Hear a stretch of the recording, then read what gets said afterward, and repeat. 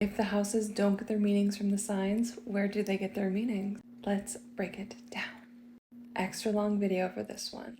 The houses get their meanings from planetary joys. You will notice that not each house has a planetary joy, so there is certainly more than this. The planets that are placed in their house of joy are said to be rejoicing because they are placed in a place that has similar significations to its natural significations, so it empowers them and makes them happier. That is where some of these houses are said to get their meaning.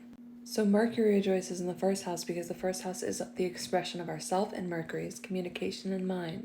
The moon rejoices in the third house because the third house is the house of the goddess and intuition. Venus rejoices in the fifth house because the fifth house is the house of pleasure and children and lovemaking. Mars rejoices in the sixth house because the sixth house is the house of injury. Not very nice of it. Jupiter rejoices in the 11th house because the 11th house is the house of fortune and friendship. And Saturn rejoices in the 12th house because the 12th house is long-term suffering. But then we have all these other houses to account for and more to account for.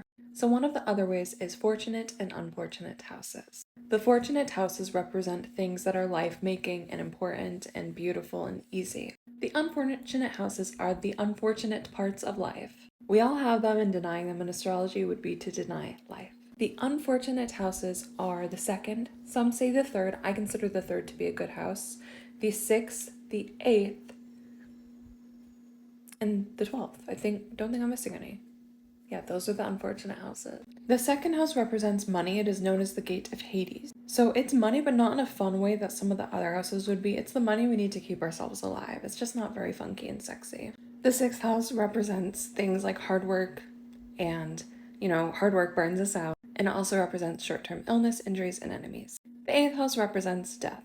It represents other people's money in a way where it represents like taxes and loans. The 12th house represents long-term injuries. And the reason for that comes down to angularity and planetary joys. We'll get into angularity in a moment. But as you can see, all of these by nature represent the harder parts of life, the unfortunate parts of life. And they get part of their meaning from that. And last, they get their meaning from angularity. The angular houses are the ones that possess a lot of power and activity. The succedent houses are the ones that are moving upward and supporting other houses. And the cadent houses are low. So starting with the first house as the angular house, the first, 7th, 10th, 4th are the angular houses. The first house is said to be the most happy, the 10th house is said to be the second most. That's because life is basically birthed in the first house, like that's the moment you're born. And the 10th house is in a superior square from the first house, so there's some power there, there's some activity and energy. And all of these represent good things. They represent ourself, our home, our relationships, and our career. Of course, if a house has some difficulties in it, it becomes harder, and even the bad houses can become good if they have good placements, but this is just about the houses and their nature. The succedent houses are upward moving and supporting something. So the second house is supporting the first house. It is moving up into the first house because we need money to support our physical life. The third house is falling away from the fourth house of home and family because the third house represents travel. And when we travel, we move away from our home and family. The fourth house is another peak angular place of great importance, the place we're living, the place we spend a lot of our time. The fifth house is supporting the fourth house because children support parents, so to speak. Like the topic, children should not be supporting parents. The sixth house of enemies falls away from the seventh house of connections.